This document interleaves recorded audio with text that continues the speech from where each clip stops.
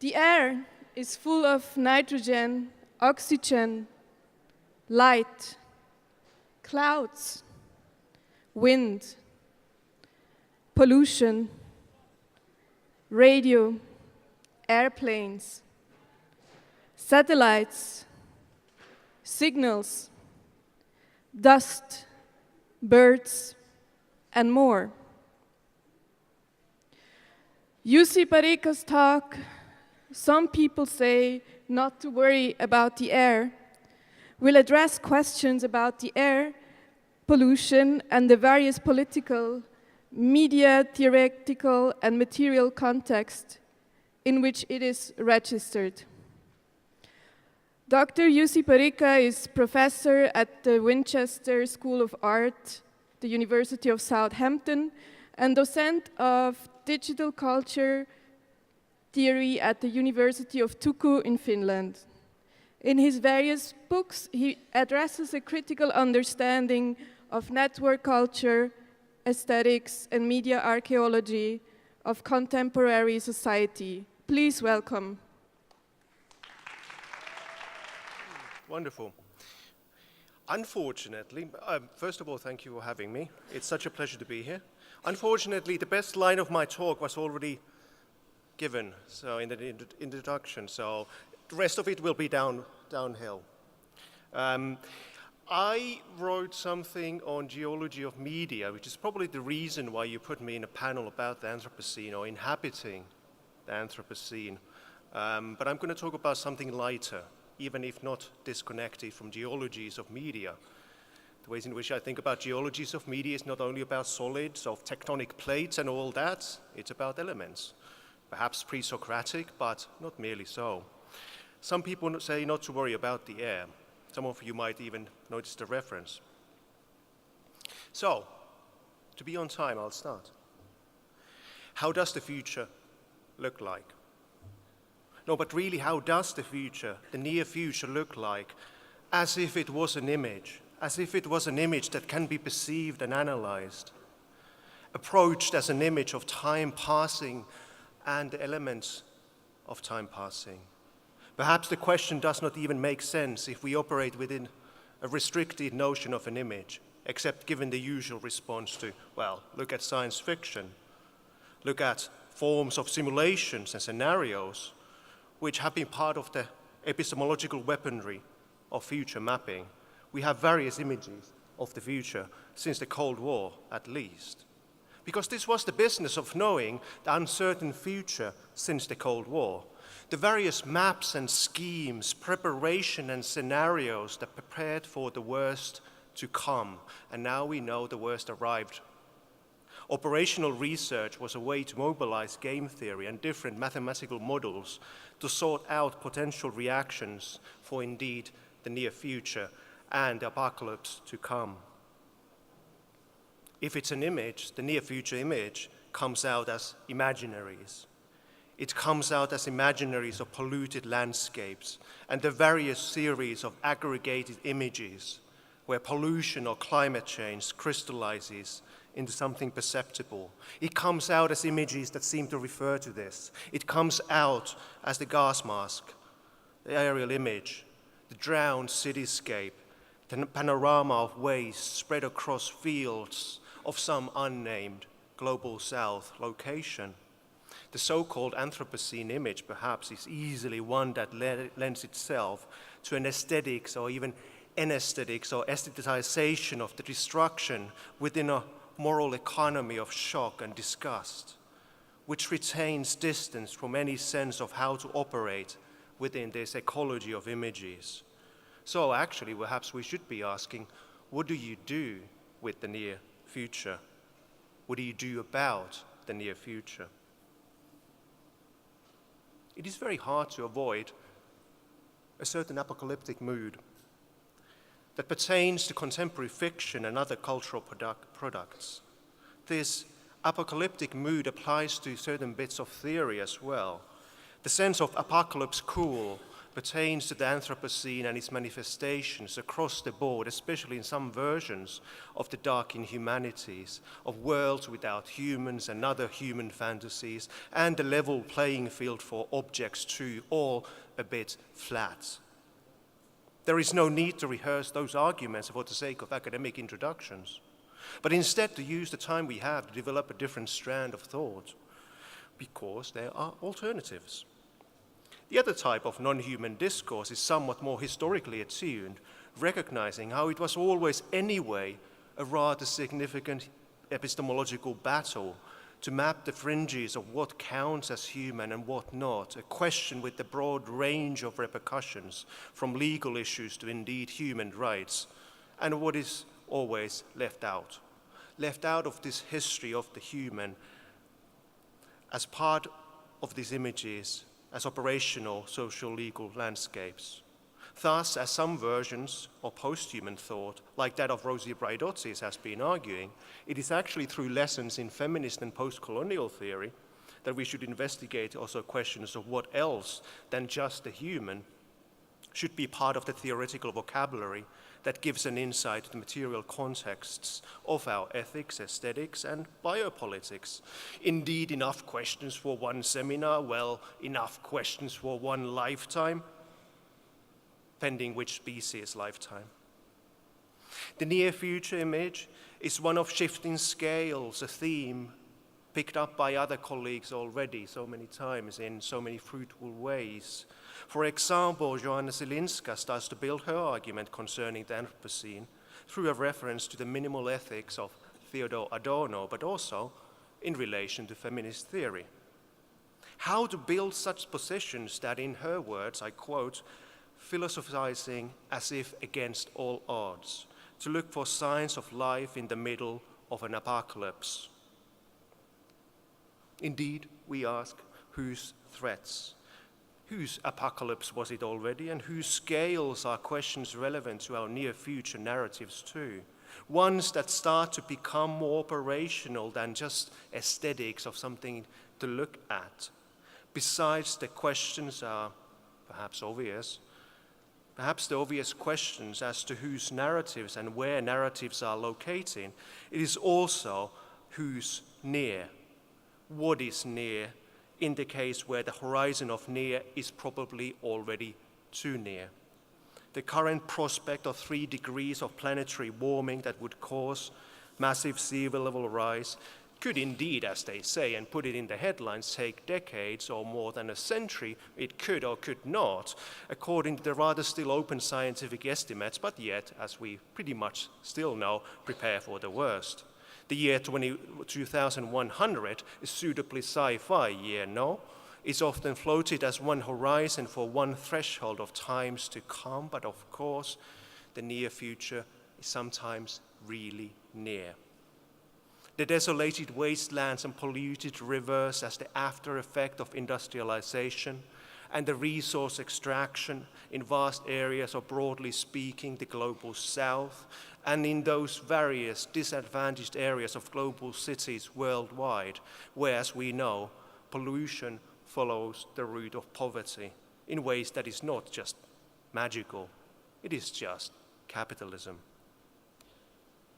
The near future is too near.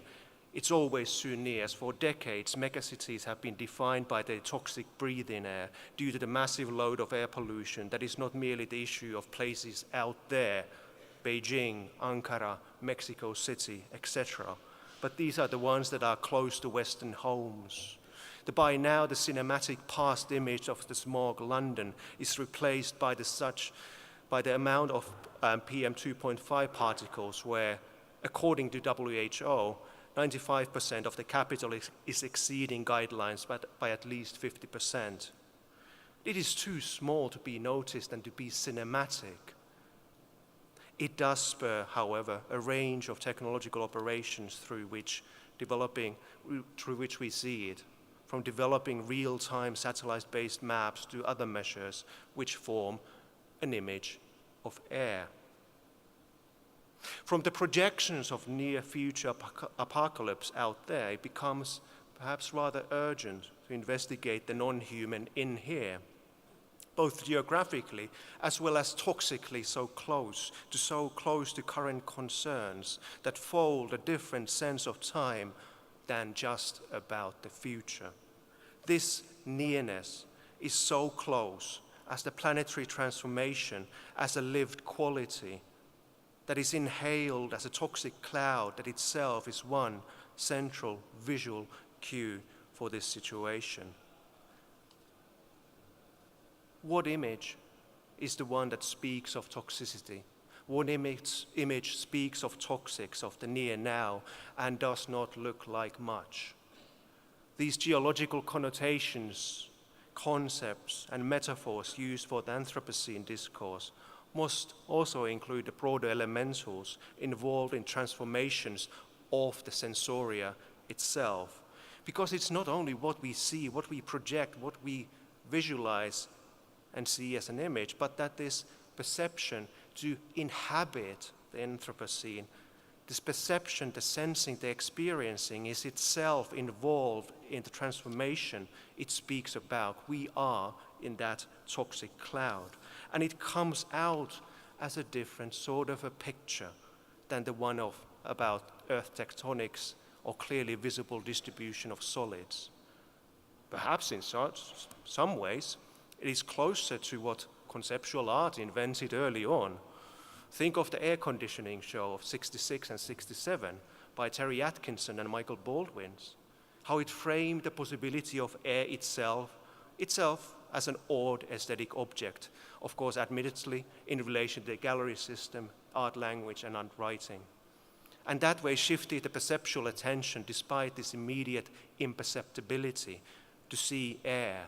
One is tempted to take the air show as a cue for the near future image and the elements too. One that shifts attention, but also in this case, on a very molecular level, starts to transform the body that is observing.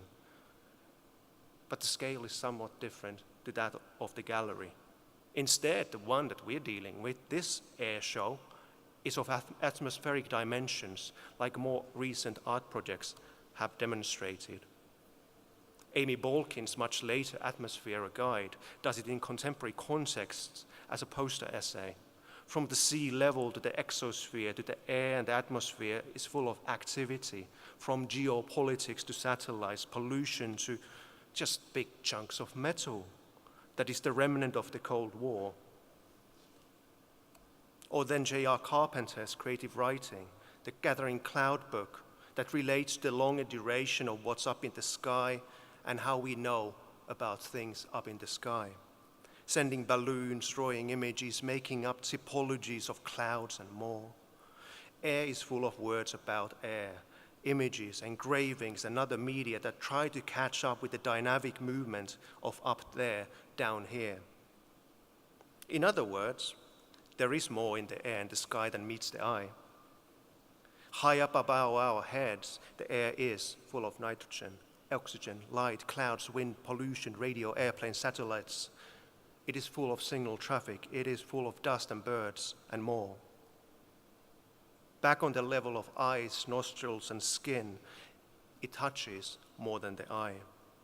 Instead, it is inhaled, enters the body as a haptic environment. It is the haptic environment, they inhabit what we inhabit, in which one sees. Of course, there would be a longer metaphysical story. There would be metaphysical dimensions to ponder. Think of Irigarei's reminder that philosophers such as Martin Heidegger were all too focused on the earth and they forgot about the air. But also, of course, it is something that lends itself into a pop song. Hence, take Talking Heads and the album Fear of Music as our cue. Some 10 years later, after the air conditioning show, and a few years before Irigaray takes on Heidegger. What is happening to my skin? Where is that protection that I needed? Air can hurt you too. Some people say not to worry about the air. Some people never had experience with air. Fair enough. We might not want to mistake the Talking Heads song Air from the album in 1979 as a note about anthropogenic climate change and air pollution, but it does set the tone in useful ways.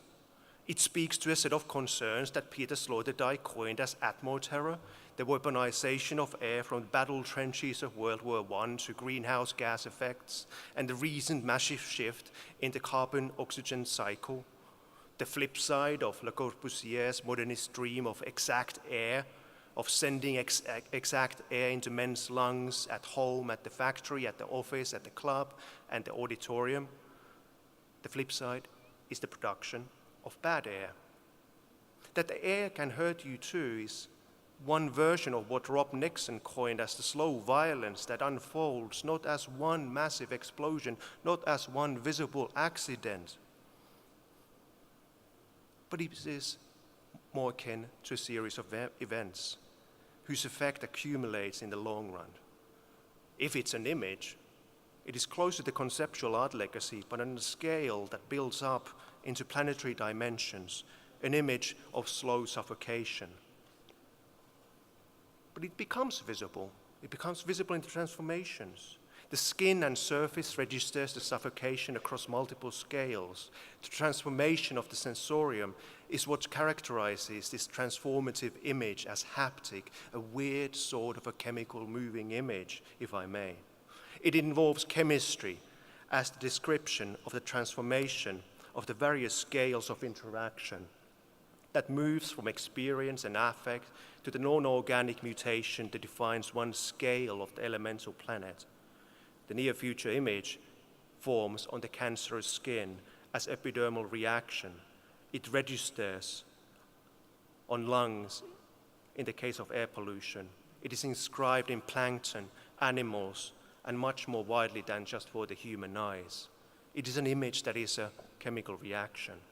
So hence, we can speak of this weird period in art historical terms. It is a period of light media that is visible in different ways than art history has recognized. The alternative art history would then talk about such things as photochemical smog, invisible air pollution, or then ultraviolet radiation, a planetary scale art historical period that emerges around 1970s gradually. In any case, it's hard to dispute that chemistry is the apt form of knowledge worthy of being included in this imaginary canon of conceptual art of the Anthropocene. And besides a specific field of knowledge, chemistry becomes a vehicle to discuss the near-future image that is constantly and remains unseen and yet so transformative. It is indeed a mix of things. It is a mix of things, of elementals, and the temptation to go all pre-Socratic for elements is pronounced. Earth, fire, air, water as the forces of also contemporary life worlds, while the more recent and the more accurate reference point would be, of course, Mendelev's periodic table from the late 19th century onwards as the start of one conceptual art period way before its time. It marks a place for that what cannot be seen. So besides this over-enthusiastic art historical revisionism, the periodic table is a place where science, media, and modern modes of production meet. So if we want to stick with the four elements for the sake of philosophical elegance or continuity, let's at least make it something that is suitable to our situation. Hence take Gary Ganosko's suggestion for the new four elements as something else than cliched rehashing of Greek philosophy. This version of the new four is actually already about the multiplied combinatorics, x to the power of 4, and speaks to a whole different bundle of contemporary issues of synthetic worlds, of art and politics, and well, indeed, of waste. As Gnosko explains, the four elements should not be taken as a description of how the world ontologically is, but as a way to understand production, the productive elements, the generative forces that constitute these weird worlds. So the variations of the four elements start to produce odd combinations. We live in a world where air is combustible, waters that are infused with heavy metals, and other variations that are ways to narrate post-natural forces and substances. Well, while to say that the near future is about post-natural is mostly a truism from contemporary theory, it does actually refer to a longer duration of entry of chemistry as part of the modern world, as part of modern modes of production and aesthetics since the 19th century. From mines and mining to Fritz Haber to pesticides, whatnot, but a post-natural management of the so-called nature we have been dealing with since the 19th century. Hence, to continue with Genosko, the new four elements and their thousands of variations. This as one sort of an attempt. Earth, dust, water, blood, air, lethal fogs, fire, flammables. Wrap around these elements is the planetary phylum, a great Tellurian cable bunch with its own products. Earth, electronics, water, liquidities like water bottled in plastic, which throws forward diagrammatic intensities into explosion of plastic debris. Air, gases, greenhouse, fire, smoldering car tires, slashed rainforests, seasonal wildfires in the great northern forests. The Anthropocene might be a rather bad term, but one should think of it as a passage to these transformations. The elements transformed make us worry about the air, the water, fire, earth, but also the sensorium of humans and others that is involved in this situation. How impossible it is to keep distance from the air, how impossible it is to keep distance from the near future and other temporal projections that are somewhat already now and that are somewhat already here.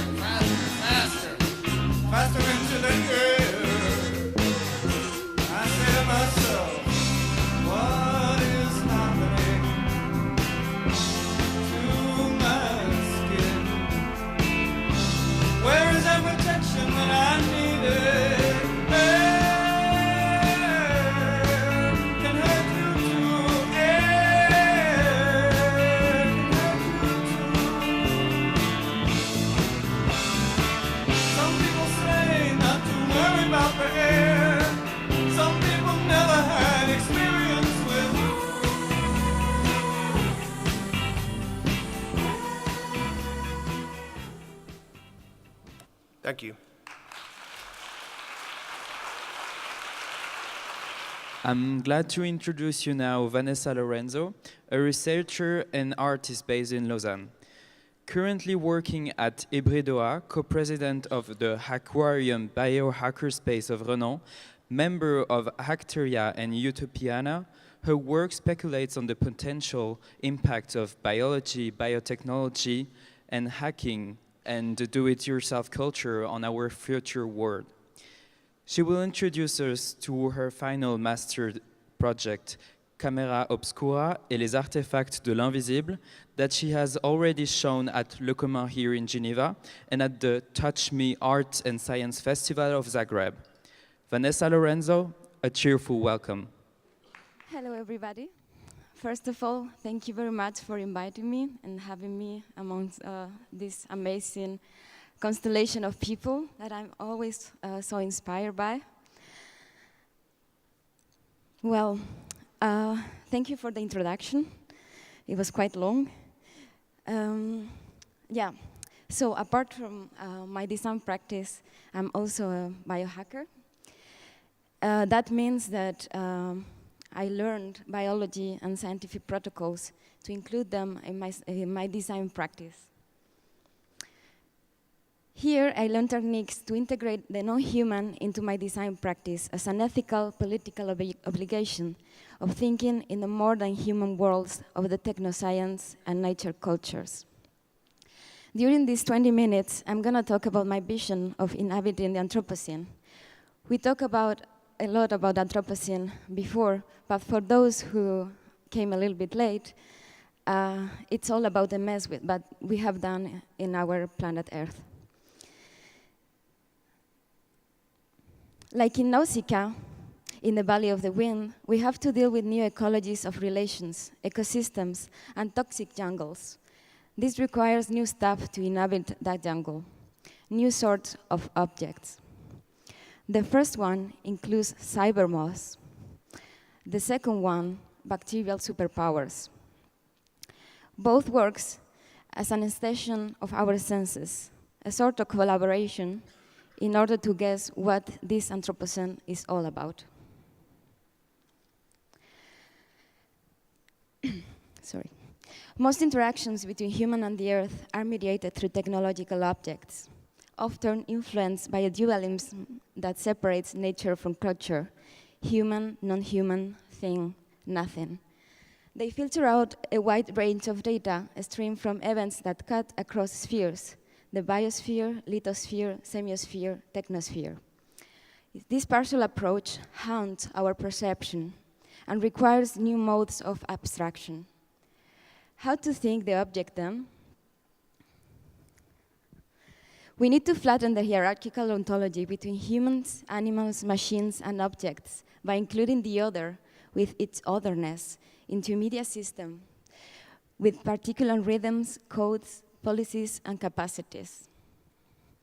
How to design without human scales, beyond human standards of beauty.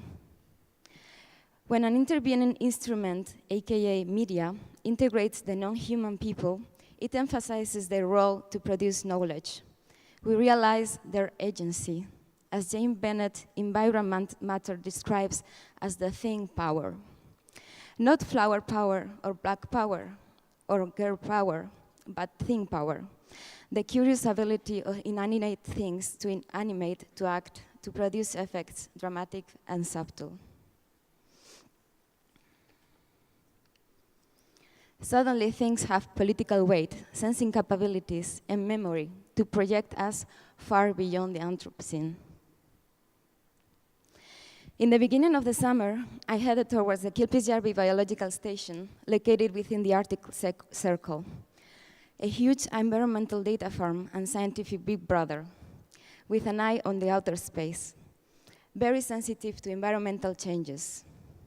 It is full of different critters, streaming out data from the heights of Sana down the fells upon the glassy lake of Kilpisjärvi.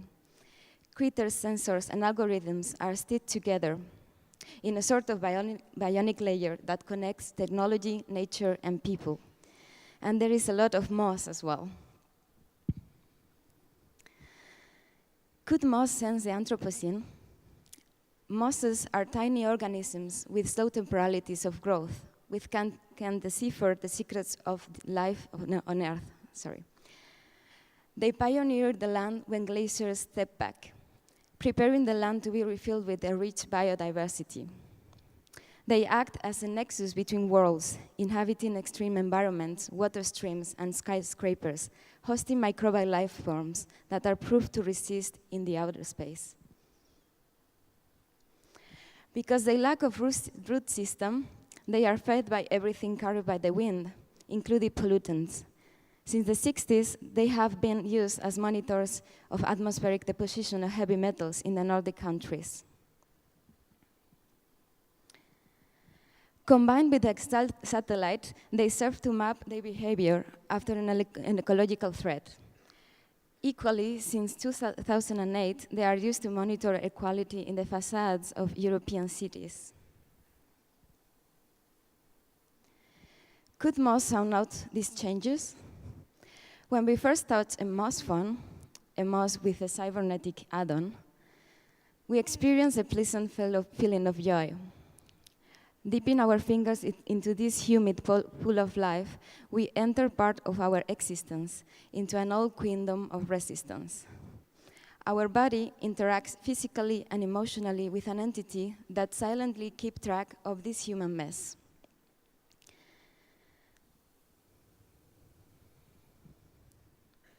A metal thread would be carefully sewn into, creating a resisting body, a resistor that changes depending on density, humidity, and toxic particles trapped in the mini branches of the moss.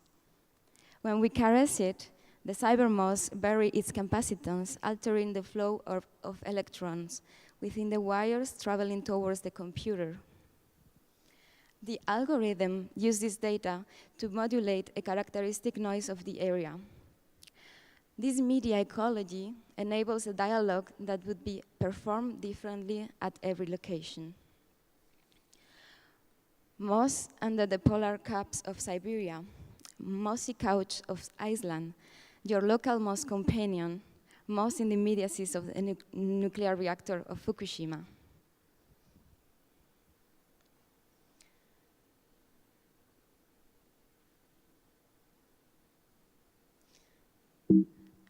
There's supposed to be a video here.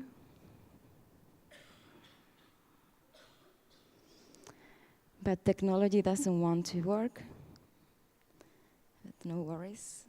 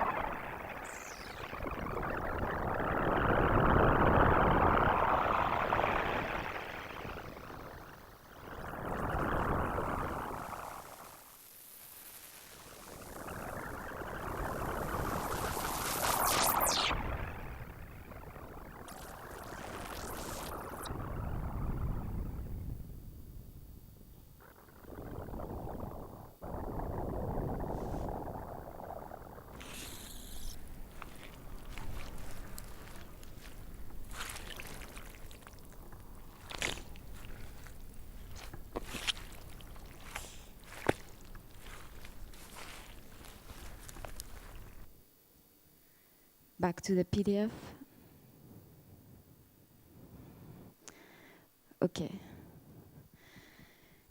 Environmental changes are often invisible. Some are trapped in complex data in scientific reports that nobody really understands. Some others are communicated below the radar of our cognition. The unseen remains unknown. Therefore, we need tools to unveil it, to map it. As the hilarious Dr. Jacobi from Twin Peaks claims, we cannot see it without a cosmic flashlight, but guess what? I've got one. Camera Oscura and the Artifacts of the Invisible is a DIY biohacked open source tool to make visible the invisible pollution.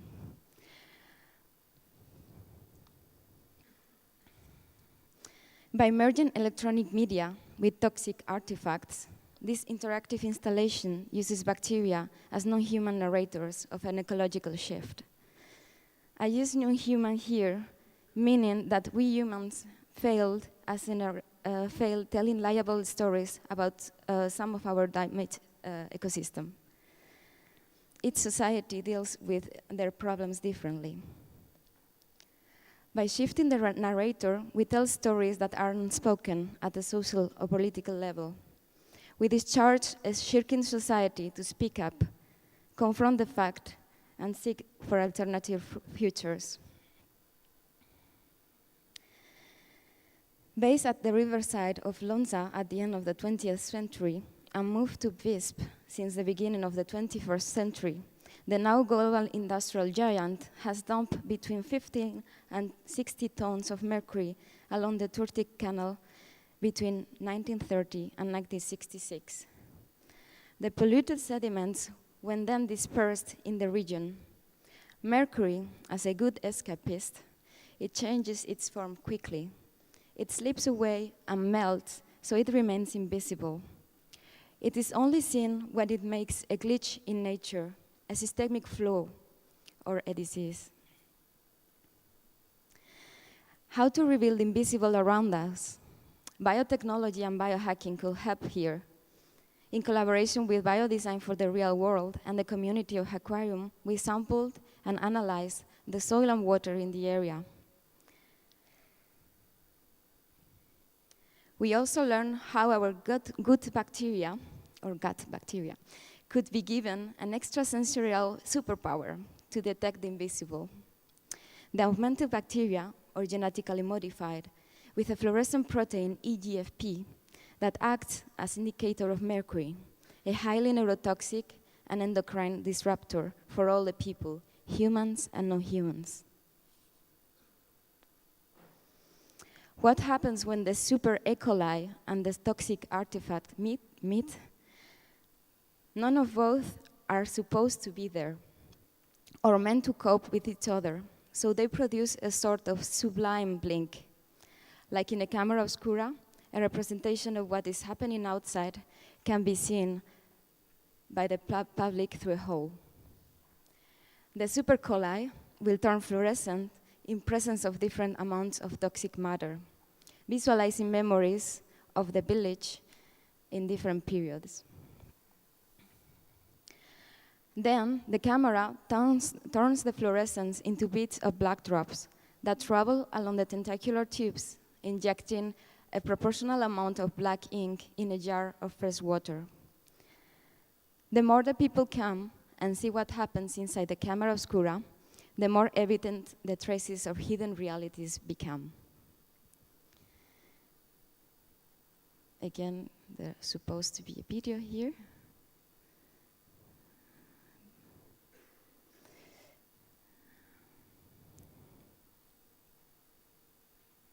The earth is shaped by the rhythms of progress. Almost all the interactions between humans and the earth are mediated through technological objects. These artifacts capture the flux of culture and trade-offs between microbes, minerals, and humans across the Alps and its water flows. By connecting cybernetic arrays with scientific protocols, a narrative thread is unveiled.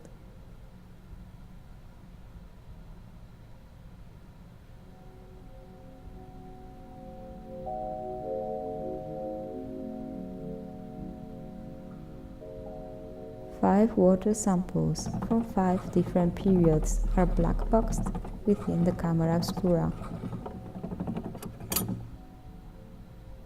These vials are mixed with genetically modified bacteria that react in presence of heavy metals.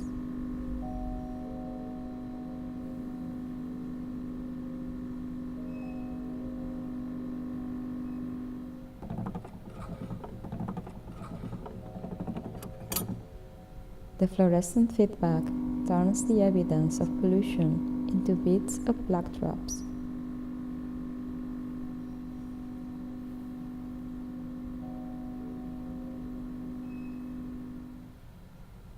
Traces of mercury travels through a tentacular system that brings visible the anxieties of progress in the Rhone Valley. Since the 1930s, an ever-changing mercury, a glitch, and a silent artifact.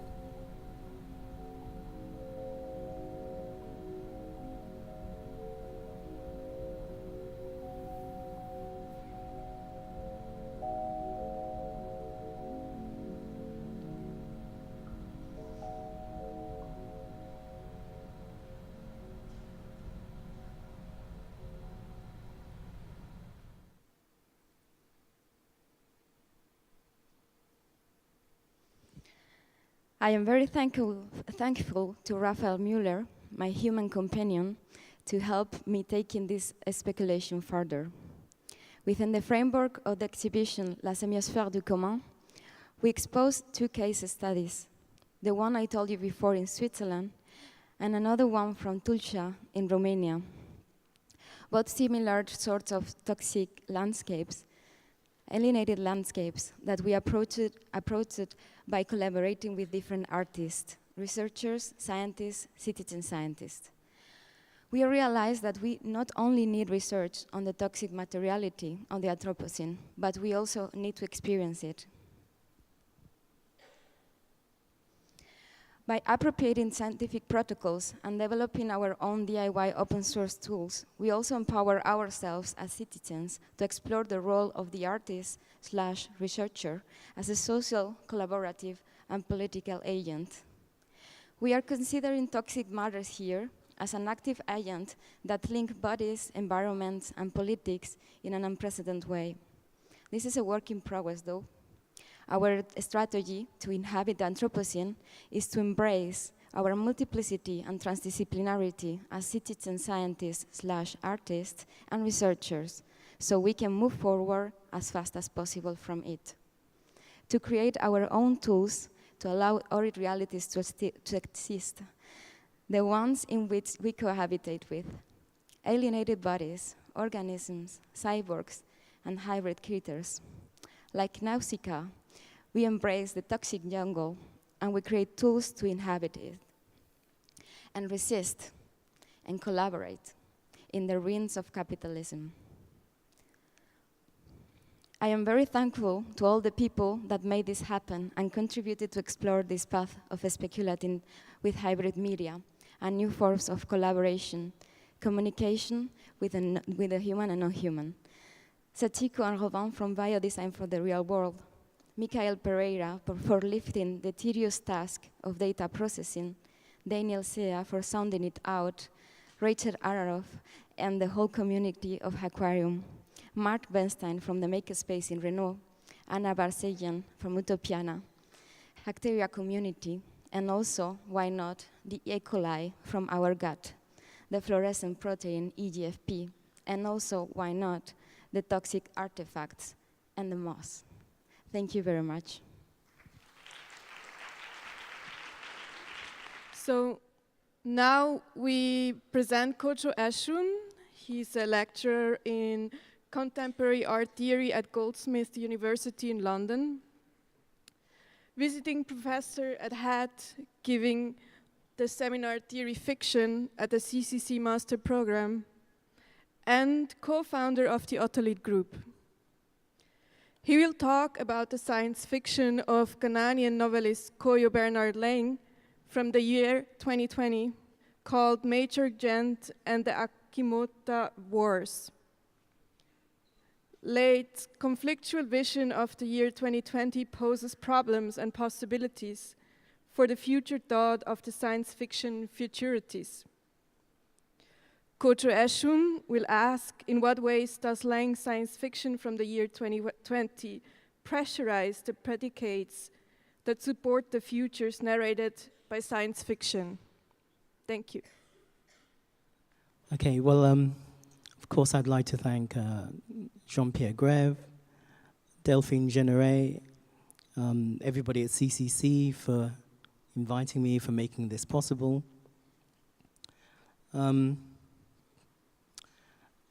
On my way to this presentation, I was observing everything and, been fascinated by many aspects of today's presentations. And as is my wont, I'm a compulsive note taker. And at a certain point, I thought maybe I should frame today's talk. And to cut a long story short, I ended up writing another presentation. A presentation which kind of sets up the conditions for the presentation I was going to give. So I don't think there's going to be time to give what effectively is now 2 presentations. I think there's going to be time to give 1, especially because of translation issues. Hello to the translator. So I'm gonna go through this at a kind of steady pace, so that the translator can follow, and let's see where we get to. So, as I said, I was going to talk about the work of the Ghanaian novelist and poet Bernard Kojo Lang, whose work, especially his 3rd novel, Major Gentle and the Achimota Wars, has, I think, major relevance for this for the kind of the set of arguments that were opened up by Jussi and by Vanessa. But as I said, I'm not sure if I'll actually get to that. Okay. So I'll begin. So in the last decade, many artists and many critics have criticized the fact that the prefix of Afro, the prefix of Africanity, the prefix of Africa in the term Afrofuturism takes little or no account of the futures produced in and from and by way of the artistic practices of the continent. These critics argue that Afrofuturism remains focused on the cultural practices of the Afro diaspora in the UK, in the USA, and in Europe. And so this critique argues that Afrofuturism effectively ends up excluding the histories and the futures and the theories and the practices produced by artists and theorists working in East, West, North and South Africa, the Caribbean and South America. This means the Afro in Afrofuturism is America-centric and Anglo-centric. What's more, its America-centricity attempts to monopolize the global diaspora of blackness. African Americanism globally encloses all blackness. It becomes the master term. That's the critique. And even more problematically, many people argue, the conceptualization of blackness is invariant. That means the problem with it is not the yearning or the desire to imagine a blackness in the future, in the near future, in the far future. It's the presupposition that that blackness will persist in that near future in the same way that it does now. So according to this critique then, Afrofuturism has difficulty understanding what the future will do with blackness. That's to say, it finds it difficult to envision the ways in which blackness will transform itself over time. It finds problems understanding how to narrate its ongoing transformation. By blackness, we mean what one critic calls a modern condition that cannot be conceptualized apart from the epochal changes in travel, in trade, in communication, in consumption, in industry, technology, taxation, labor, warfare, finance, insurance, government, bureaucracy, science, religion, and philosophy that were together made possible by the European systems of colonial slavery. And due to this complexity, we will never be able to say with certainty whether blackness starts before or during the Sugar Revolution, or whether slavery follows from racism, or whether racism follows from slavery. It is not so much a matter of what Afrofuturism will do with the future. It is a matter of what the future is doing with the human as an unfinished project. More precisely, it is a matter of what temporality or contingency does with race, understood as a continually reformatted division within the human species. It is a matter of an appreciation of what the future does to and with and from race, understood as an intrahuman technology. That's one critique. A second critique argues that the futurism in Afrofuturism fails to take account of spiritual and indigenous practices and technologies. And that's not only a critique of the European genealogy of futurism, it's more a yearning for a decolonization of futurism. And a third Afro-pessimist position argues that Afrofuturism is overly utopian and it's insufficiently attuned to the afterlife of slavery, as theorized by Saidiya Hartman, who says if slavery persists as an issue in the political life of Black America, it's not because of an antiquarian obsession with bygone days or the burden of a too long memory. it's because black lives are imperiled and devalued by a racial calculus and a political arithmetic that were entrenched centuries ago. So these three critiques indicate the stakes that emerge from the claims for the future and for futurity that are narrated by futurisms. And these terms maybe need a bit of distinction. So one critic schematically distinguishes between futurity and the future. Futurity, he says, can be defined as the qualitative notion of the future as difference. And that would relate to what Mark Wigley was saying earlier today about the future as that which is unexpected, that which is strange, that which science fiction critics call the novum, the new. The strange, or we could say the weird and the eerie, of course characterized by Mark Fisher as that which would be an opening towards the strange. And it would be those writings or writers that developed an opening towards that strangeness. And this would be Kodwo Lang. He would be a key figure in what we could call a kind of contemporary African weird.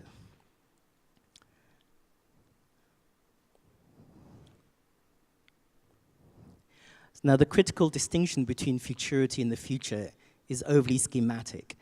If futurity can be defined as the qualitative notion of the future as difference, then the future would be defined as the qualitative aspect of the quotidian passing of time. Time that is reduced by the conditions of capitalist realism to the merely quantitative notion of the extension or intensification of the conditions of the present. And a futurism would then be the attempt to intervene into capitalist realism's reduction of the qualitative to the quantitative. It would be an attempt to intervene in the future in order to maintain its qualitative aspect, to maintain its futurism, to maintain its futurity. So according to this schema then, the futurity and the future should be reserved for those processes that operate at a spatio-temporal scale that's beyond human experience. Some critics call this the speculative time complex, the speculative constitution of time, which opens up the future rather than the present as the condition for a societal order. So the futurisms then can be understood as an intervention that try to narrate the stakes, the ontological and epistemological stakes of the futures and futurities at the human scale of the phenomenal. Futurism is a downscaling, or better, it's an interscalar vehicle that tries to move between the systemic and the phenomenal. And it has to invent its own vocabulary to do so. It has to invent a certain syntax, a certain grammar, a certain organization of time through tenses. So under pressure from these critiques, there's a tendency to abandon Afrofuturism in order to fashion new terms that can grasp the scale and the scope of the futurisms practiced throughout the West, the East, the North and South of the continent. But much more important than the search for a new name to replace Afrofuturism is to maintain the critique of Afrofuturism that puts pressure upon the presuppositions of futurism, that puts pressure upon the assumptions of what futurity is and the assumptions of what the future is. And what is critical then would be to open up a disenchantment of the valence of futurism, a disenchantment of the value of futurity, a disenchantment of the value of the future. In many fields, many philosophical and artistic and literary fields, this distrust is a given. It's a reflex. Nothing could be more obvious. But in Afrofuturism, the project to insist upon the right to the future, the claim to narrate the future, has an interrupted and discontinuous historical tendency, which can be narrated as part of what people call the Black radical tradition, and which requires affirmation, reaffirmation, as part of a wider project of what some critics call Black speculative thought. And this accounts for why Afrofuturism is tends to think of itself and understand itself as a resistant futurism, as a futurism that is in and against older futurisms, a counter-futurism, a futurism against futurism, an insurgent futurism. And this insurgent futurism automatically assumes the value or the virtue of futurism in the face of a racial capitalism that intended black people to survive on condition of social death. The futurism that affirms the novum of futurity in the face of the project of racial capitalism's attempt to foreclose a black futurity. And what this makes for is a faith in futurity in the face of the future of anti-blackness. And that's the hinge at which both the faith in futurity of Afrofuturism meets something like the force and the power of Afro-pessimism, which lives without a faith in futurity. It lives in faithlessness. It inhabits hopelessness as a structural position. It lives without the consolation of futurity in order to pay whatever social costs accrue to being black, to inhabiting blackness, to living a black social life under the shadow of social death. So what I'm suggesting is that the value or the valence of Afrofuturism does not come from the presupposed virtue of being a counterfuturism, but instead from an appreciation of the predatory capacity of techno-capitalist and capitalogenic attempts to not only convert the qualitative into the quantitative, to not only capture and mine futurity, but to mine, like a blockchain, to mine ontogenesis as such. And what is important is that this appreciation of the hostile and inhuman scale of computational futurisms, of the infrastructural platforms that generatively entrench futures in the way that Liam depicted earlier today, none of this entails abandoning the necessity for inventing futurisms just because futurisms are not inherently progressive. On the contrary, it is precisely because futurisms are not inherently progressive that it's precisely because of their potential regressiveness, their potential neo-fascism, their potential collusion, and their potential complicity. This is precisely why certain artists and theorists of color should conduct themselves as futurists. The collusions, the complicities, the regressions, the neo-fascisms of futurism are part of the seriousness of the stakes of the present as future. To conduct yourself as a futurist entails entering into a complicity with extra-human processes that are ongoing at a planetary scale. This is a practice that entails what one critic calls a more complex accommodation between technique and epistemological concerns, between ways of telling and ways of knowing, especially where knowing is less the claim than a nervousness about it. And this extends to newer futurisms, such as Sino-futurism, as practiced by Lawrence Leck and Steve Goodman, such as Gulf futurisms, as practiced by Sophia Almaria and Fatima Al-Qadiri.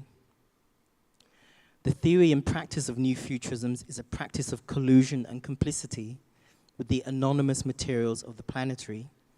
Contemporary futurisms entail an understanding of the way in which neo-reactionary thinkers understand themselves as futurists embarked on what they call a project of highly advanced drastic regression. What is critical is to situate this practice within the wider chronopolitical field, which some people call the speculative time complex, in which futures trading, algorithmic trading, 7-year plans, development proposals, military simulations, securitized preemptions, economic forecasts, all seek to extract, mine, and trade on the future. And what emerges from this is the understanding that the continent, by which I mean the 54 countries that assemble the continent of Africa, have never not been the object of what we could call the futures industry, an industry whose apparatuses, whose networks and whose devices aim to coerce consent for its preferred future. This is a laboratory for the production of predatory futures, hostile futurities, and complicit futurisms. Okay, I'll stop there.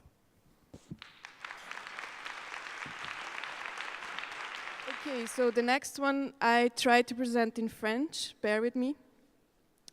Cinéastes et artistes, Joanna Hadid-Thomas et Khalil Joreige tissent des liens thématiques conceptuels et formels entre photographie, installation vidéo, films de fiction ou documentaires. Autodidactes, ils sont devenus cinéastes et plasticiens par nécessité au lendemain des guerres civiles libanaises. Leur recherche très personnelle, proche de leur rencontre, les amenait à explorer la sphère du visible et de l'absence, nourrissant une fascinante va-et-vient entre la vie et la fiction. Khalil Joreige présente leur dernier projet, Unconformities, qui, comme leur vidéo Waiting for the Barbarians, montre dans l'exposition du collègue, est inspiré par le poème éponyme de Constantine Cavafy, travaille sur les temporalités et confronte l'idée de la ville avec ses histories complexes d'habitation. Welcome. Bonjour et merci d'être là. Merci pour l'invitation. Je parle en mon nom et au nom de Joanna, bien entendu. Et je vais vous parler surtout du dernier projet, pas tellement de Waiting for the Barbarian et de tout le rapport qu'on a fait autour de la poésie, même s'il est présenté ici, même sans son. Mais je vais vous parler surtout du dernier projet qui est présenté en ce moment, puisqu'il est lié aux thématiques qui ont été développées aujourd'hui et qui seront développées demain.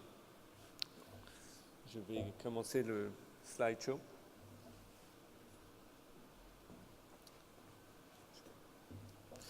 Donc, notre travail est en réaction à des contextes. On a commencé à travailler dans des contextes très spécifiques au lendemain des guerres civiles au Liban et qui ont constitué notre quotidien, c'est-à-dire qu'on a grandi dans une ville en perpétuelle destruction, mais en même temps, étrangement, en perpétuelle reconstruction. La ville a été très très vite... Il ne faut pas imaginer la guerre comme un état permanent. C'est un état en une constante mutation et évolution. Et donc chaque fois qu'il y a une destruction, il y a une reconstruction. Et ça, c'était très intéressant. Mais très vite, les traces de la guerre... ces traces de la guerre ont été tentées d'être effacées au moment de ce qu'on a voulu appeler la paix, qui était une paix assez étrange, il faut le dire, et qu'on a eu tout d'un coup énormément de projets de reconstruction. D'une certaine façon, Joanna et moi, c'est là ce qui nous a poussé à commencer notre pratique. On a commencé à compulser et à documenter notre réel qui n'arrêtait pas d'évoluer. On s'est intéressé aux transformations de notre environnement, la ville qui se reconstruit, mais aussi, étrangement que ça puisse l'être, aux spéculations immobilières qui remplacent les immeubles par d'autres toujours plus grands, toujours plus hauts. Il faut imaginer la reconstruction comme une forme de régénération avec son cortège d'intensité, mais également ses impasses, ses fantômes. On a beaucoup travaillé sur ces impasses et ces fantômes qui reviennent nous hanter.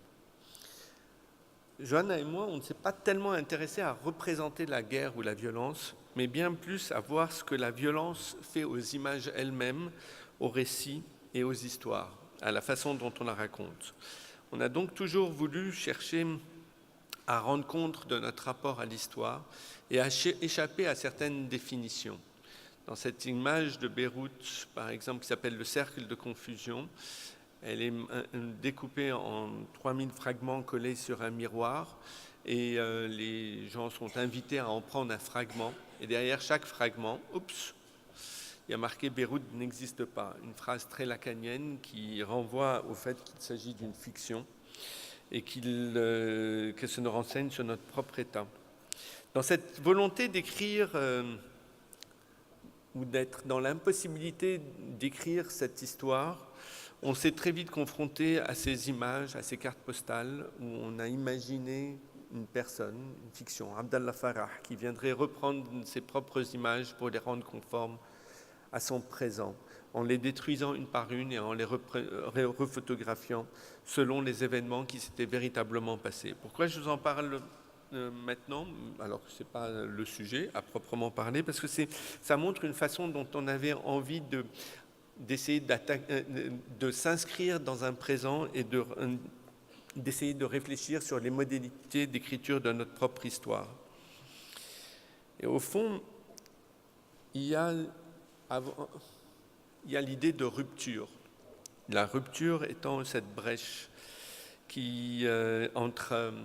c'est la seule encore théoricienne qui n'a pas encore été citée aujourd'hui, donc je vais le faire, Hannah Arendt, qui parle de cette rupture, de cette brèche entre un passé et un futur dans la crise de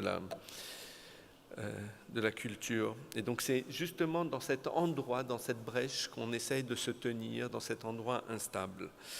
Et c'est prisonnier entre ce passé difficile à assumer et ce futur impossible à imaginer, et encore plus compliqué à imaginer, qu'on a décidé d'essayer de se tenir. Et donc, bien sûr, on a cherché maintenant, dans le dernier projet, à s'intéresser à une autre histoire et à d'autres brèches. On s'est intéressé à l'histoire sous nos sols, sous nos pieds, à ces moments de disjonction et à ces hiatus. C'est-à-dire, c'est ce qu'on appelle en cinéma, et vous verrez que très souvent mes références sont cinématographiques, peut-être parce que j'imagine que l'histoire est comme un film. Ce sont des jump cuts. Le titre de ce projet s'appelle discontinuité, c'est-à-dire en anglais unconformities. C'est un terme en géologie qui renvoie à la rencontre forcée de deux unités temporelles qui, sous l'effet d'une catastrophe, la plupart du temps, qui peut être géologique ou humaine, c'est importe, se retrouvent en collision. Il y a donc une rupture et un glissement de terrain, un recouvrement d'une surface par une autre. On se retrouve devant une rupture. On est en présence d'une rupture. Et parce qu'il y a eu une régénération, on voit cette marque et cette rupture.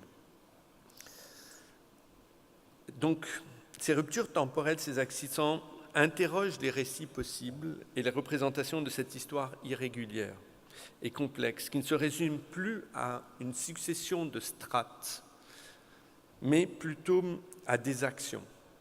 Pour ceux qui sont venus un peu au Liban, il y a des mythologies qui tiennent bon, qui disent que c'est une ville, Beyrouth est une ville qui a été 7 fois détruite et 8 fois reconstruite. Et on a toujours l'impression qu'on va, en creusant, retrouver les strates, la linéarité du récit qui va se mettre.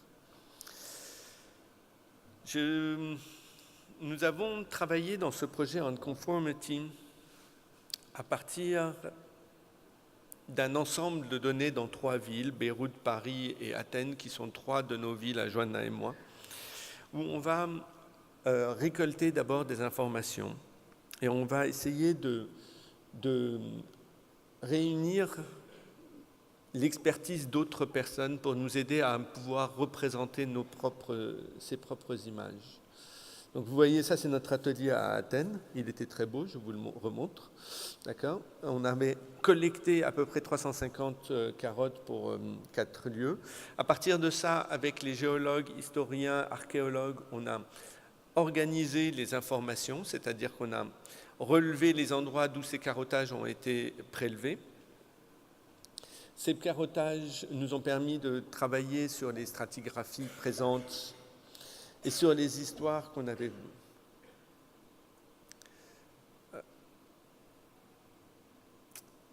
On s'est toujours intéressé dans les 3 villes qu'on a voulu intéresser à des lieux qui avaient des occupations constante, on va dire, humaine. Mais on ne s'est pas intéressé qu'à l'archéologie, on s'est intéressé aussi à la géologie, etc. Mais on s'est intéressé d'abord à des lieux qui, historiquement, on savait qu'ici, il y avait une présence depuis très très longtemps. Donc, les forages, c'est ce qui nous a permis de réfléchir un tout petit peu à l'écriture de cette histoire. Alors on a choisi des lieux qui étaient habités depuis très très longtemps, mais qui avaient la spécificité de devoir être détruits. C'est-à-dire qu'il y avait un projet immobilier, la plupart du temps un projet de gratte-ciel, et qui donc supposait qu'on devait creuser pour retrouver ce qu'on appelle le naturel. Le naturel, c'est le dur, c'est là où on va construire les fondations, les parkings, etc., qui sont devenus une obligation, pour pouvoir monter. Et ça, c'est une nouvelle révolution, c'est-à-dire qu'on va passer à travers tout l'anthropique, tout ce qui a été fait par les hommes pour retrouver le géologique. On enlève tout ça, on s'ancre dans le dur. Et avant d'excaver, puisqu'il s'agit de ces lieux qui sont des lieux d'occupation historique, on va fouiller. Avant d'excaver, des archéologues vont venir étudier. Et c'est cette archéologie, ce qu'on ne sait pas, c'est que les archéologues, en devant faire leur travail, sont obligés de détruire. Parce qu'ils doivent, comme ils étudient, une fois qu'ils ont trouvé une couche, une étude, ils doivent après l'enlever pour voir s'il n'y en a pas une en dessous, et ainsi de suite, jusqu'à trouver le dur. Donc, ces lieux qui sont destinés à la construction on va construire des immeubles, et c'est parce qu'ils sont voués à disparaître qu'on va pouvoir constituer un certain savoir et une certaine connaissance de cette histoire. Et ça, c'est quelque chose qui nous a beaucoup perturbés par rapport à l'endroit d'où on est parti au début, mais on y reviendra un peu plus tard. Donc dans le processus, on va travailler avec d'autres disciplines, beaucoup d'autres disciplines, pour essayer de constituer ces histoires. On va travailler avec des géologues, des archéologues, des anthropologues, pour travailler de plus en plus sur parce qu'on ne voit rien quand on sort. Tout est plein de boue. Et il faudra pour ça faire ce qu'on appelle des logs. Vous en voyez un là. Et à partir de toutes ces informations qui constituent comme les rusheuses d'un film, on va commencer à les remonter avec toutes les informations qu'on nous a données. Donc on va aller chercher dans toutes les carottes qu'on a trouvées, par exemple dans l'atelier qu'on avait, on va retrouver les éléments dont il nous parle pour reconstituer les sculptures, parce qu'on les appelle des sculptures, qui vont être présentées. Par la suite, on va devoir travailler avec des laboratoires pour essayer de trouver des matières qui nous permettront de les figer. Ce qui est très intéressant, c'est qu'on a inventé avec un laboratoire qui s'appelle Factum Arte à Madrid, une résine transparente qui ne fait pas de bulles, qui n'est pas censée évoluer. Et étrangement, dans le temps, et puisque c'est encore exposé pendant quelques jours à Beaubourg, parfois une simple goutte crée de nouveaux artefacts. Et la résine qui est censée être inerte continue à vivre. Mais ça, on ne se l'est pas expliqué. Donc ce que je voudrais vous montrer à présent, c'est une vidéo qui fait partie de cet ensemble de travail qui s'appelle Unconformities et qui tourne, puisqu'on a parlé énormément d'actions, nous, quand on suppose des actions, on ne les limite pas simplement à des actions humaines, donc qui pourraient avoir un lien avec l'Anthropocène, mais on peut parler aussi d'actions climatiques, d'actions géologiques, etc. Il y a quelque chose d'un peu important, c'est dans ce travail de collaboration avec plein de disciplines, c'est une façon pour nous de réfléchir à la façon de déplacer notre regard. C'est quelque chose qu'on avait souvent tenté dans nos films, dans nos travaux, c'est d'essayer de voir autrement ce qu'on n'arrive plus à voir, d'essayer de changer de perspective pour essayer à nouveau de le percevoir, pour essayer de sortir de ce rapport zombiesque qu'on peut avoir avec le réel. Et c'est donner un corps, parce que c'est pour nous, ça vient de cette nécessité-là. Donc, d'une certaine façon, je ne suis pas un expert du tout en archéologie, en géologie, mais je trouve une raison d'être dans ce rapport-là, puisque d'une certaine façon, je propose une vue d'artiste. Cette vue d'artiste est une spéculation, mais qui nous permet d'imaginer, de reformuler, de représenter ensemble quelque chose qu'on a du mal à voir.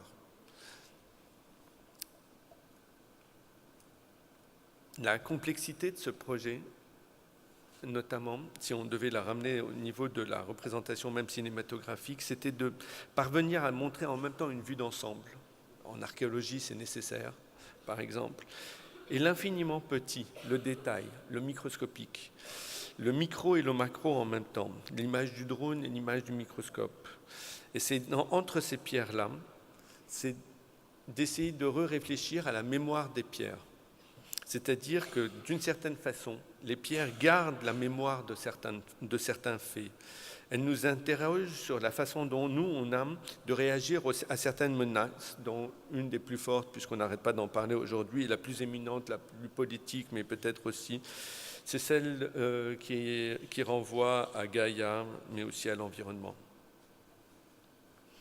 De ces pierres racontent aussi le libéralisme effréné, bien sûr. On peut imaginer que ça renvoie à une araignée ou à ce que vous voulez, mais c'est pour nous, ça engendre d'une façon dont nous avons décidé d'y faire face aujourd'hui. C'est-à-dire pour nous, ça nous interroge sur notre présent. Une des questions fondamentales, avant que je commence à vous montrer la vidéo palimpseste et de la commenter en même temps, c'est sur l'idée de transmission. Les archéologues, les géologues, les cinéastes et les plasticiens réfléchissent tous ensemble sur cette notion de transmission. C'est-à-dire mais bizarrement, celle des archéologues, elle est très contradictoire. Elle est, pour reprendre un autre concept développé par Bruno Latour, elle est iconoclash. C'est-à-dire qu'en même temps qu'elle défend une représentation, elle la détruit. Le travail des archéologues est par définition contradictoire. Il doit détruire pour préserver une mémoire. Il doit laisser en même temps des éléments en jachère, parce que sinon sa discipline est sans suite. C'est-à-dire qu'une partie des archéologues, avec les outils qu'ils sont en leur possession aujourd'hui, ne vont pas exploiter totalement un terrain d'excavation ou d'examen, parce qu'ils vont laisser ça à d'autres archéologues qui viendront dans le futur pour pouvoir y travailler avec de nouveaux outils. Parce que sinon, c'est une discipline qui n'aurait pas de lendemain. L'archéologue ne doit donc pas épuiser son terrain au risque de se retrouver sans suite. Et là, sans vouloir faire une métaphore avec notre civilisation ou avec ses notions, on voit qu'en exploitant trop, on n'a pas de suite.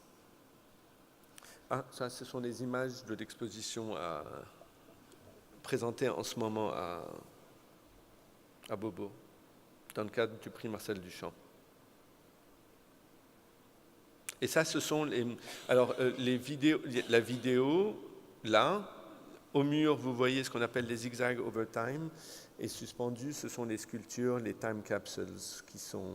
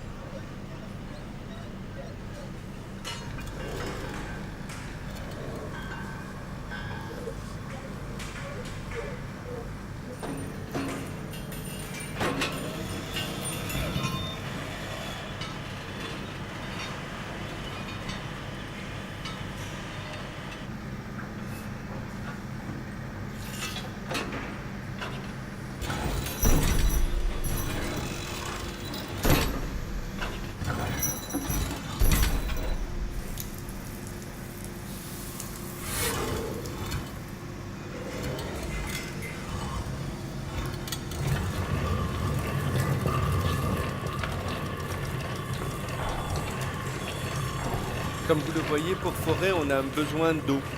L'eau transforme la terre en boue, donc en gros, on n'y voit rien. Ça, c'est quelque chose aussi qui est très fascinant, c'est-à-dire que par la suite, les géologues vont devoir casser ces fragments. Ces fragments sont après déposés dans des boîtes comme les boîtes que je vous ai montrées par la suite. Elles sont préservées juste le temps de la construction et après elles sont jetées. À nouveau, c'est quelque chose qui nous a toujours intéressé, que ce soit quand on a travaillé sur les arnaques Internet, etc. C'est à partir de ce matériau impur et impropre et qui n'est pas préservé que nous aimons construire nos histoires, ce qui finit à la poubelle.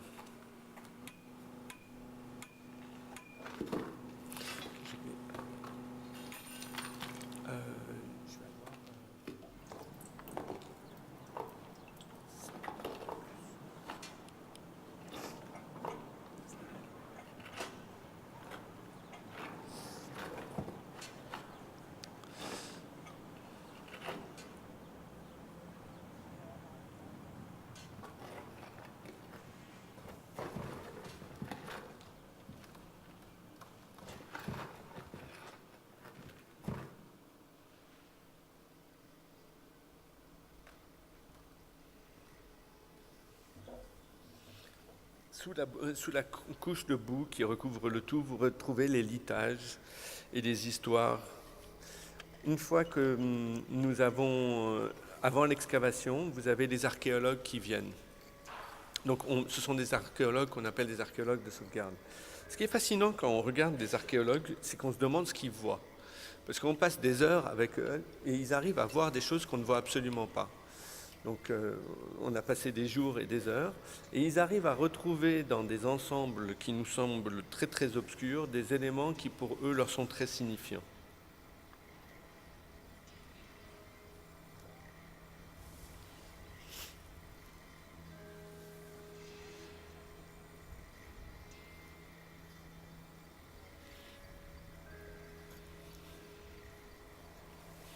En fait, ce qu'ils cherchent, c'est ce qui a été touché par l'homme, ce qui a été fabriqué par l'homme.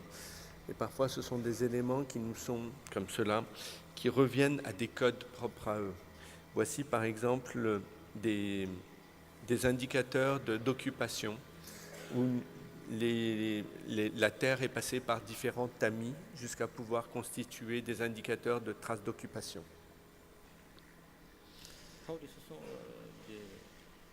De l'argile cuit.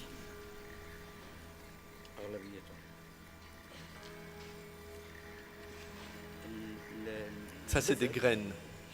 Et en fonction qu'elles soient domestiques ou humaines, c'est un changement de civilisation. Domestique ou sauvage, pardon.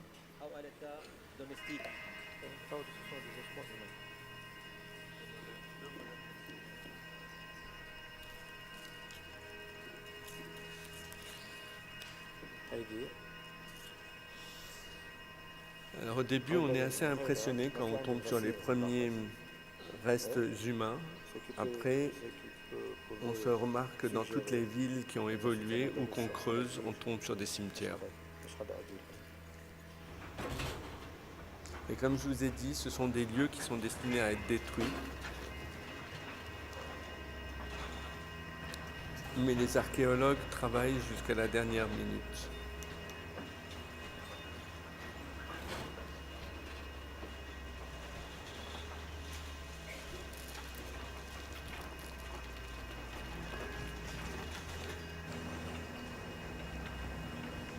Je trouve cette image assez étrange.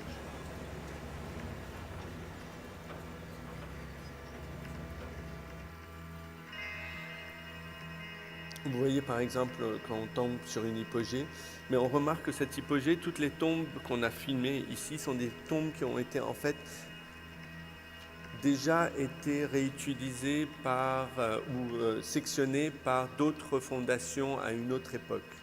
Donc c'est cette idée de recyclage permanent. Vous allez voir ces cercueils qui sont sectionnés comme ici par les fondations d'une autre civilisation.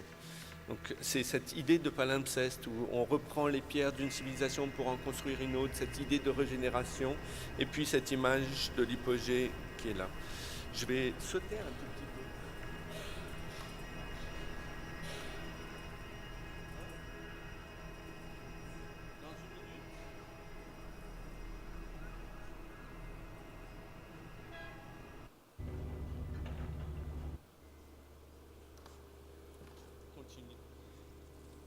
Une seconde. Je voudrais juste montrer un plan. qui vient après ça. Ça, ce sont les images microscopiques, c'est-à-dire c'est des images qui, c'est les marqueurs temporels vus au microscope à balayage de certains événements qui se sont restés. L'idée de la régénération était au centre de ce projet-là. Et on a voulu montrer notamment ce plan-là qu'on avait filmé en 2007, après la guerre de 2006. Ce sont les ruines des guerres de la guerre entre Israël et le Liban qui ont été déplacées en bord de mer pour y extraire l'acier que vous voyez.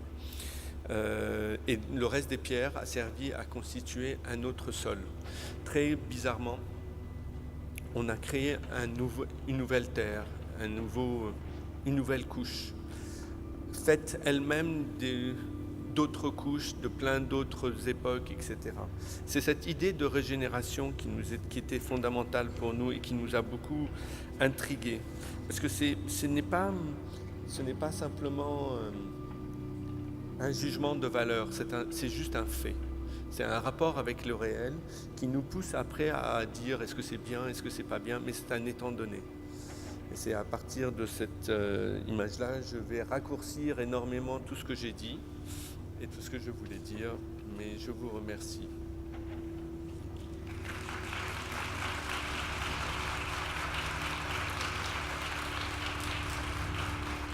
Alors, mon nom est... Alors, je m'appelle Ida Soulard, je suis historienne de l'art. Et je pense que si j'ai été invitée... Alors, je travaille pour l'École des Beaux-Arts de Nantes et je m'occupe d'un programme qui s'appelle Fieldwork Marfa et qui est un programme conjoint avec la aide de Genève. Et je crois que si j'ai été invitée ce soir, c'est parce que j'ai, de 2011 à 2013, co-organisé une série de séminaires et de workshops autour de la notion d'anthropocène et de ses conséquences pour l'art et la pensée. So I'll switch in English. So I believe we don't have much time. I took many notes and I had a lot to say and a lot to ask, but I will refrain to open it to you. And I will just start with one question. But before, thank you so much because all those presentations, even a bit rushed, but all those presentations were brilliant and very generous and triggered many questions for me and I guess for many other people. So maybe the first question, because we talked a bit, and because it's a question that can address all of you, there were mention of the future as being a stranger, and there was another figure that came to my mind, and also because it's a figure that I know that you used, Jussi and Kodwo, in different ways, which is a figure of the alien, or processes of alienation, but I think it also addresses the two of you in different ways. And so alienation, of course, is a Marxist term, and in Marx terms, to put it very simply, it's been a central operator of capital. Capital also as being the breaking of the rupture of the metabolic exchange between society and nature. And more, maybe like more simply, alienation is a very simple process of the outside being nested in the inside, and also the reverse process. And in the Anthropocene, or like what the concept of the Anthropocene seems to trigger, and it has been discussed, is it is the fact that this inversion, so the inside out and the outside in, is produced by us. So we are our own operators of alienation, which seems to be like a major change. And there are like some current trends of thought, like I'm thinking of accelerationism, Nick Cernick and Alex Williams, that were mentioned as well, or the xenofeminism, the Xenofeminist Manifesto that has been published in the past years. And they use this term of like alienation as some kind of, as a term that could be capable of some kind of operativity, or could be useful, or as operative material. And so I was wondering, it can be taken like in a very literal way or in a more metaphoric way, but how this alien or alienation processes, as the outside being included or nested in the inside, was at play in your work, and how it could be like in some way operative for thinking also the future. So I don't know, maybe, I don't know who wants to start, maybe Kodwo or Jussi? I can start by saying again, I think, was it Mark who used the same line? That's my usual line as well, that I can say something stupid, and then others will say something smart. I don't really have a direct answer because it's a really complex question. That sounds really like a cliche, what I just said, but it really is a complex question. It's complex because of reasons you kind of outlined really well. On the one hand, it has a long political history already itself, the concept of alien or alienation, both in relation to political economy, alienation from means of production and all that, but also in terms of questions of race, questions of that in a way came up as well, questions of race, questions of belonging, questions of these epistemological delineations of insides and outsides that are crucially so central to our geopolitical situation as well. What is there any bigger problem that, I mean, question at the moment that we are again kind of tackling with in these kind of returns of these things that we thought we left behind, having to do with, you know, borders and whatnot. So I think the really interesting question is, how do we then play these wonderful lessons that we already had from feminist theory and post-colonial theory and whatnot into the picture that tries to address this so-called post-natural situation and this fuzzy situation between insides and outsides. We started with Marx's thing about that the inside of what we are is anyway determined so much by the outsides, and that's sort of a trajectory in relation to design, but that sort of is also at the very center of this political version of the new materialism that comes indeed from this side of Praedozzi's and post-colonial theory, and that's to me where the really interesting questions lie. I don't have a clear answer, but it has to do with this intensification of these processes of capture, exploitation, that are both epistemological processes, that they are about knowledge of the body and the insides of the body, and they tap into these sort of neo-colonial forms of value production. Neo-colonial both in relation to planetary space, but neo-colonial also in relation to human space as mappable as part of these processes where the most alien is the stuff that is inside us, but also because we sell it, it's the most valuable of us. I don't know if anything valuable from quantified self would come out of me, but that's the logic of it as well. That's a bit fuzzy answer, but still, perhaps it's leading towards something interesting, and now somebody can say something really super smart. Go for it. So much pressure.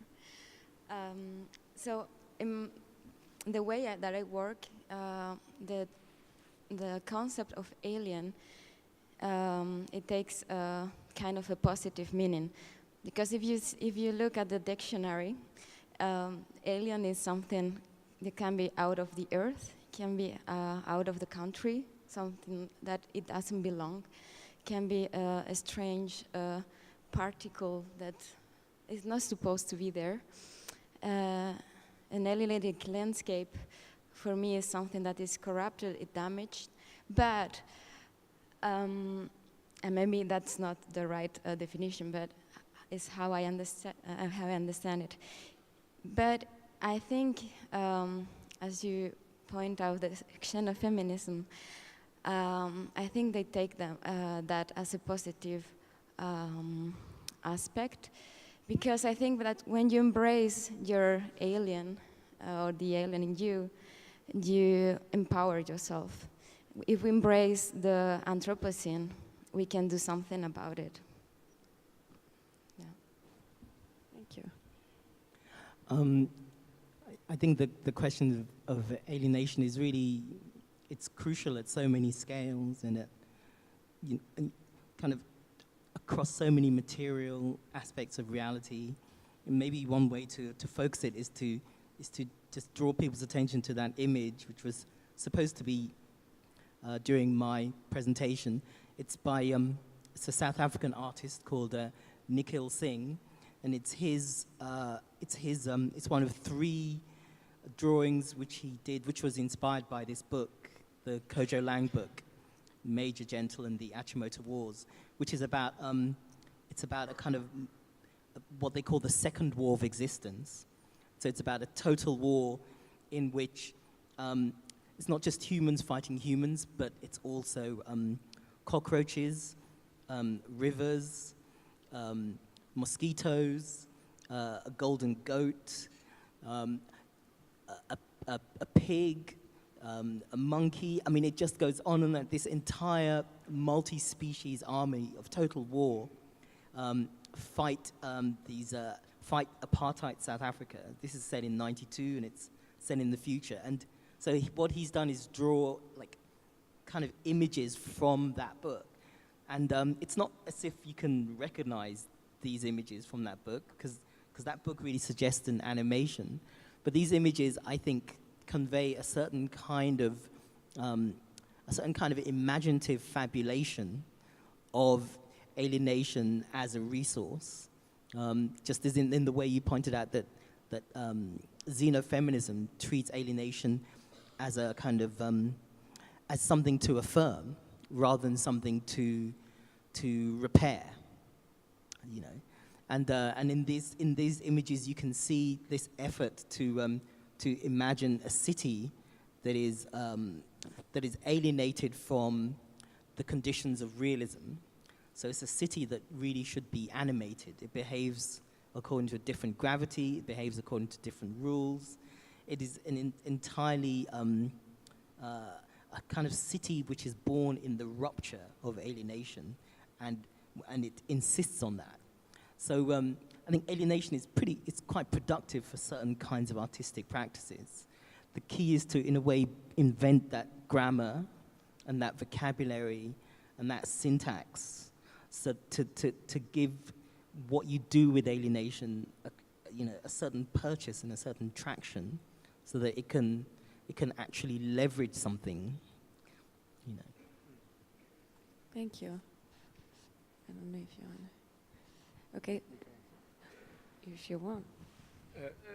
There's something quite bizarre for me, because I always feel alienated, but at the same time, when I'm inside, I can see specificities and situation and context. And at the same time, I never have the feeling that there's an outside.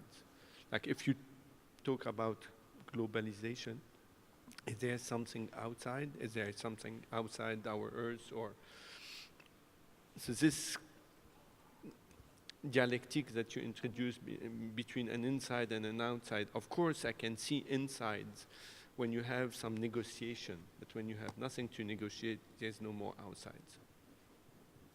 It's maybe... Okay. So now I would like to open the question to the public. Si quelqu'un a des questions, je vois pas très bien.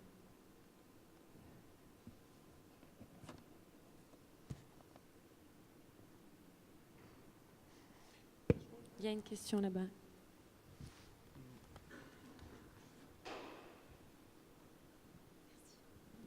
Thank you very much. I actually have a question for Kodwo Eshun, and I'd like to thank all the speakers of this afternoon. It's perhaps just an understanding question, a question of understanding. What exactly do you mean by the group? There's certain artists and theorists of color that should conduct themselves as futurists. Would you care to elaborate a little bit on that? Yeah. Thank you. Of course, yeah. I mean, if you, over the last, let's say, 5 years, on visits to Johannesburg, to Lagos, to Accra, to Dakar, to Cairo, people will regularly engage me about Afrofuturism. They will talk about it, and they'll start off being enamored of it.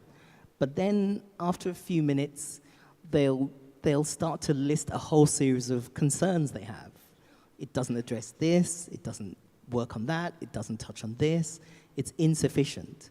So this kind of brief outline I gave came out of, after the 6th or 7th talk in the 6th or 7th city. I thought, okay, there's a pattern here. There's people who take up a term and they have a discontent with it. So they want to work on, they want to invent a futurism, a futurism that speaks to their own forms of alienation. The only one to hand is Afrofuturism, but it's an ill-fitting one. So they're in a kind of argument with it. They needed to do something, and it doesn't do it. So the question then is to either break away and form a new one, or to rejig it, just to kind of wrestle with it a bit. But the part of that impulse, to me, part of what it presupposes is something like what I said, which is a kind of the inherently progressive nature of a futurism, because it's a futurism that adopts Afrofuturism as a kind of progressive counter-futurism to the European tradition. So it's a futurism that is either in escape from that or in contestation to it, and that's one of the reasons they like it. So it's not Afrofuturism as such. It's the positive valence of futurism. That's what they like, and so then you effectively get what you then get is something like the search for a good futurist object. So what usually then happens is there's a search for a kind of ancestral futurist figure. So people then go searching for, I don't know, the Egyptian surrealists, or people then go searching for futurist figures from Cairo or from Johannesburg, and they can find them. They are always there. But my point is that another thing needs to happen, which is the questioning of Afrofuturism in a way gets blocked by the appreciation of futurism, whereas the questioning of Afrofuturism needs to press on to the questioning of futurism, which won't take you back to the Italians. It confronts you with the fact that futurisms are predatory as much as they are progressive. But this doesn't mean you then abandon all futurism and then go back to something else. No, that's why you stay in it, because you understand that many neo-reactionary forces are working on futurisms all the time. So that analysis, that understanding of futurism as a chronopolitical field that is crowded, both as something you adopt and as something that is happening, something that is being done to you, it's complex because there's two scales. There's futurity which is happening as the novum. There's the futures, there's time which is doing something to you. The future is doing something to you nonetheless. And then there's the futurisms that you try to grasp to negotiate between those things. But in other words, you have to grasp it not as a virtuous practice, but as a complicit practice. And that's the political valence of futurism. And often people get blocked from that insight, which I think is quite important to maintain something like the heretical dimension rather than the self-congratulatory branding of oneself as a futurist, which can also happen. So it's part of a complex debate which is going on in many cities, but it's not really joined up yet. And in a way, what I tried to do is I didn't want to name specific names because that needs more time. So I kind of left them denominated. But if you want to, you can come up and talk to me. I can tell you all the names and who said what in what way. But this is what I'm referring to. Do we have any more questions?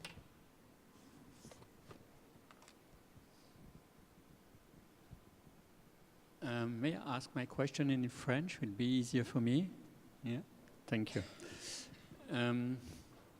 La question, cette réflexion m'a été suggérée par le propos de Khalil Joreige, qui à un moment donné, donc montrant les images de destruction et de reconstruction permanente de Beyrouth, a eu, je crois, cette belle phrase, si j'ai bien entendu. Il parlait de ce que la violence fait aux images elles-mêmes. Donc pas seulement les images de la violence, mais ce que la violence fait aux images elles-mêmes. Et en même temps, les images qui étaient montrées étaient remarquablement belles, si on peut dire les choses de façon aussi simple. Ça m'a fait penser, on est très loin de cela, mais ça m'a fait penser par exemple aux photographies de Lewis Balls, que j'aime beaucoup, et qu'on a souvent caractérisé par finalement l'incroyable photogénie du déchet. Puisque parmi les photographies de Lewis Balls, vous les connaissez sans doute beaucoup d'entre vous, il y a en particulier ces photographies de décharges publiques, de lieux de rebut, etc., et qui, à travers son regard photographique, deviennent formidablement belles. Alors, si l'on écarte la vieille théorie platonicienne qui est que la fonction de l'art, c'est transformer la laideur en beauté, la question que j'aimerais vous poser, c'est qu'est-ce qui rend possible aujourd'hui, semble-t-il, cette capacité esthétique étonnante de la destruction, de la ruine, de la violence et peut-être même du désastre planétaire? C'est encore plus compliqué comme sujet. On a grandi... what you prefer, in English or in French?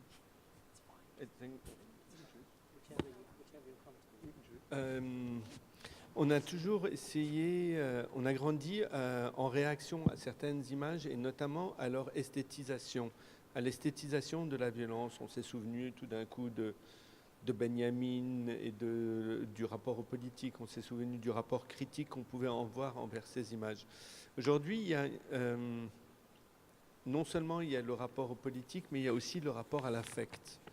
L'affect devenant tout aussi problématique que l'esthétisation. Et donc notre rôle est d'essayer de rendre compte de la complexité de ce monde et de ça, pour reprendre quelque chose de toutes ces couches temporelles qui viennent s'entremêler et se donner à voir ensemble. Alors j'aime bien que mes images puissent avoir une certaine puissance, mais ce n'est pas ce que je recherche. Alors, il y a certaines formes de représentation qui sont affectées par le réel, par les contextes, la narration, les formes de causalité, les formes de récit. Ils sont troués. Et c'est parce qu'elles sont trouées qu'on y reconnaît la puissance de la catastrophe. C'est-à-dire que je ne crois pas au fait qu'on peut nous-mêmes décider qu'il s'agit d'une catastrophe ou d'une rupture. On ne voit la catastrophe ou la rupture que parce qu'il y a eu justement cette unconformity, cette rupture qui se marque dans le récit. On voit le trou, on voit le retrait. Jalal Toufi, qui est un artiste et un théoricien, parle du retrait de la tradition après un incommensurable, the withdrawal of tradition after a disaster. Je sais, c'est pour la gentille traduction en même temps, parce que c'est un concept un peu difficile. Donc c'est parce qu'on voit ce trou qu'on reconnaît par la forme du bord l'endroit de la rupture. Et c'est ça qui nous intéresse, c'est l'endroit où tout d'un coup on est acculé à se tenir dans cette rupture pour essayer de se projeter ailleurs. Et là, on a déjà dépassé le temps, mais juste par rapport à Kodwo et quelque chose, dans le monde arabe, on a travaillé sur un projet qui s'appelait la Lebanese Rocket Society, où on a découvert par hasard qu'il y avait eu un projet spatial au Liban dans les années 60 que tout le monde avait oublié, mais effectivement, un groupe d'étudiants, de l'âge de la plupart des étudiants de la HED, ont conçu, produit et lancé une dizaine de fusées pour l'exploration spatiale. Et on a remarqué par contre que dans le monde arabe, il n'y avait absolument pas de science-fiction. Et ça nous a poussé à essayer de réfléchir pourquoi il n'y a pas de science-fiction dans le monde arabe. We'll discuss it this night.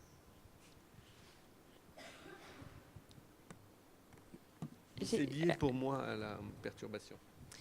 J'ai l'impression qu'il y a une autre question, mais il faut que je sache si on a le droit de continuer. Oui.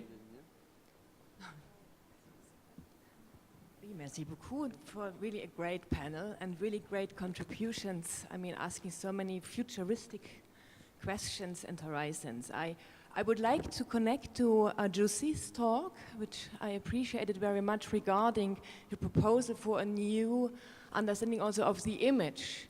Because, I mean, you talked about that the phantom image, the operational image, the image that cannot represent anymore in the traditional sense, and you're referring to the necessity to think of a planetary dimension of art history, which I found quite compelling. I mean, to also propose as something that is not the universalistic claim, but nevertheless proposes something to articulate and relate to global processes. I'm not quite sure whether I have really this kind of precise question, but how would you situate there the issue of visual narration in terms of the limits of representation in this operational image? Or maybe to ask differently, where would you situate there the concept of abstraction? Not necessarily in form of a kind of a diagram, as you've indicated that with the table of Periodensystem der Elemente, which is Carl André made the piece in 1968. That, I mean, he takes up the Periodensystem der Elemente. I just really wonder, how would you understand this abstraction, the horizon of abstraction with regard to the operational image? Maybe you just could refer to, I mean, abstraction that does narrate not in a representational way or documentary way, but proposes something else for our understanding of the image in the 21st century. Thank you. Maybe this also corresponds with other talks on the panel and this idea of futurity in difference, maybe also to future, to simple concept of future. Thank you very much. Yeah, that's super. That's great. It's a wonderful question because it also points to what was asked about the image just now and how do we escape the kind of the temptation of aestheticization of the destruction, whether it's waste or war, or the two things that go so well together, and how do we come up with strategies about the image that actually speak to what I'm interested, for instance, is its epistemological value, the aesthetic image that tells also something that is not merely the classical aesthetic appreciation, but it starts telling other things. That's sort of a narration and story as well, that it becomes itself data of sorts, and it becomes data only if it's operational in a context. Our good Goldsmith colleague, Kodwo, especially Susan Shipley and the whole forensics team, is very good in terms of kind of thinking about how to mobilize our vocabularies, images, vocabularies, and theoretical dispositions that come from art theory and art history into contexts where they don't belong, but start to do work that is the work of legal and other sorts of things related, for instance, social justice. So these sorts of scalar operations is not really answering a question about abstraction, but abstraction in terms of scalar operations where the image starts to function in places where it's not supposed to function, or in the ways that it's not supposed to function, becomes really interesting. So that's sort of a conceptual re-institutionalization of the question of the visual or the image in terms of its relation to the body, right, that I tried to do really briefly. There's something else that I did on the topic that, how does this weird sort of a chemical image start to speak to the body that is itself transforming because of the toxicity. And then the other shifts that are employed in there as well. So there's a bundle of things as well to be said about that. And not least also in relation to what's popped up a couple of times now already about the temporality of the image as well, the futurist image or the futurism as a generative part of the image as well. That's sort of I would need unpicking with a lot of people on the panel as well, but I'll finish here.